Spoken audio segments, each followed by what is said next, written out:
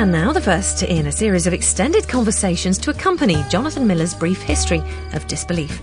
This week, BBC4's resident atheist talks to English philosopher Colin McGinn for the Atheism Tapes.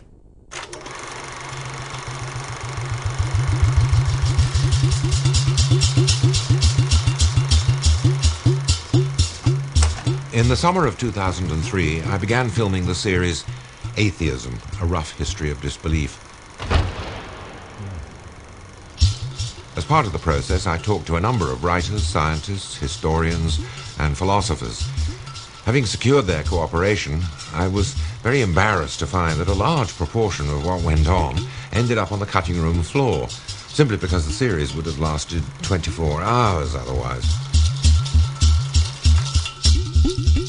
Well, as it happens, the BBC agreed with me that the conversations were too interesting to be junked.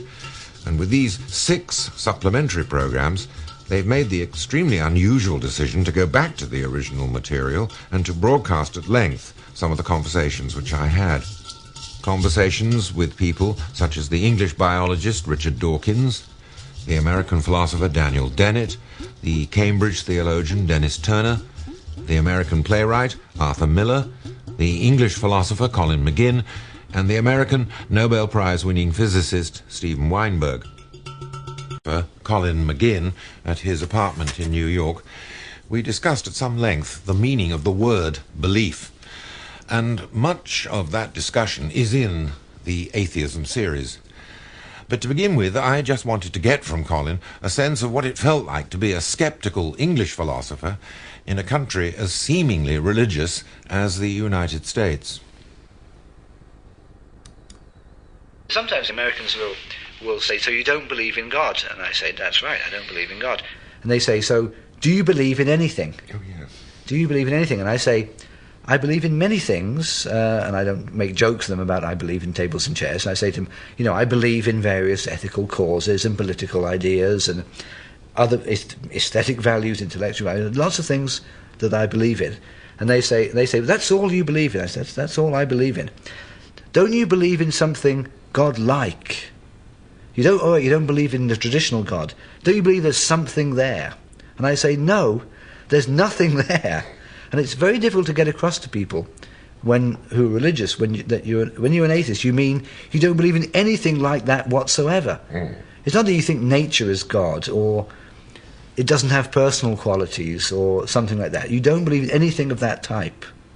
Nothing supernatural, nothing miraculous, nothing superstitious, no ghosts, no telepathy, nothing of that kind. That's what it's to do with. It's not that I'm picking on God, somehow, or picking on the Christian God and not believing in him. It's just nothing of that type. Well, but don't you then get the answer which I get from people who are not necessarily religious? I mean, they don't belong to either or any of the 3 monotheistic religions. They will say, not just simply, there must be something, to which I would give the same reply as you, but where do you get your spirituality? Yeah, I suppose. Otherwise, there's a shortage of some sort, but I've never been able to get from them whether it's like some vitamin deficiency. Exactly. What do they mean by that? Spiritual. Can an atheist be spiritual? I guess it's a matter of definition, really. I mean, certainly can't be if it connotes anything supernatural, but aesthetic and ethical values can approximate to what people call the spirit. Your most deeply held beliefs about human behaviour might be counted as spiritual, I don't know. Your feelings about nature, I suppose, might be. I wouldn't use the word. It doesn't seem to me to be a good word to use, a risky word to use, but it doesn't mean you don't have any deep views about things, or deep convictions about things. Well, but that's often where I always say the clergyman crouching in the laurel bushes leaps out and says, your deep feelings are, in fact, unacknowledged acknowledgements of the God you deny. Yeah, well, one of my deep feelings is that there is no God, and it's a bad idea to believe in God, and it's been very harmful. So if that reflects my belief in God, well, that's a strange situation. That's one of my deepest convictions, is there is no God. Now, I happen to share Colin's conviction that there is no God. And in my case, I never believed it. So I wondered if there had ever been a time in Colin's earlier life when he did believe in God. Well, with me, it was actually quite precisely delineated. It was I can't remember the exact dates now, the exact times, but I think I was about 17 or 18 when the idea of believing in God, and it was Christianity that I was exposed to, became real to me. And it went on for about a year, I would say. Not much more than that. If you'd said to me when I was 10, do you believe in God? I probably would have said yes, I don't know. But it didn't mean anything. It was just sort of, everybody does, don't they? I mean, like the cows, everybody believes in them, right? So it went, but then I actually started studying the Bible because I was studying Divinity A-level. So I started studying it, but we had a very charismatic teacher, an admirable man, Mr. Marsh, who I wrote about in my autobiography, who was very enthusiastic, and he was teaching us the Bible, and I was having to learn the Bible, studying it closely. It's like Old Testament, New Testament. So I know much more about the New Testament than most Christians now, and even now, 25 years later, I know more about it than most religious people. So I actually know it pretty well. It's what got me interested in philosophy. So at the same time I was getting interested in philosophy, it was through thinking about religion, studying the Bible. And I think there were two factors, confluence of two factors here. One was the interest in metaphysical questions, basic questions about the universe. What's it all about? What does it all mean? That kind of question. And on the other hand, there was an ethical component to it, because you find in the New Testament, obviously, a very strong emphasis on ethical aspects of life. I was an idealistic teenager, and it was the 60s, so that had a profound impact on me, the ethical side. And I was not brought up in a house where ethical ideas were particularly discussed and it still has a profound impact on me, the ethical side of it. So those two things, I think, made me think there was more to life than the mundane realities that I'd been used to, living up there in Blackpool, with the amusement arcades and the pubs and fish and chip shops, and the freezing cold. And there was this idea of philosophical thought, metaphysical ideas, and then these high ethical ideals. A good combination, right? A good combination. So I got interested in it, and so for a period I was influenced by that. And I went to university studying psychology. And since I stopped studying the Bible, I wasn't seeing Mr. Marsh anymore for our divinity lessons. I kept it up a bit, and then occasionally would talk to people about religion, and it just sort of disappeared. And I remember going out, sort of trying hard to keep up with it, going to some sort of religious meeting, and I just was sitting and listening to it. I thought, this is a load of rubbish.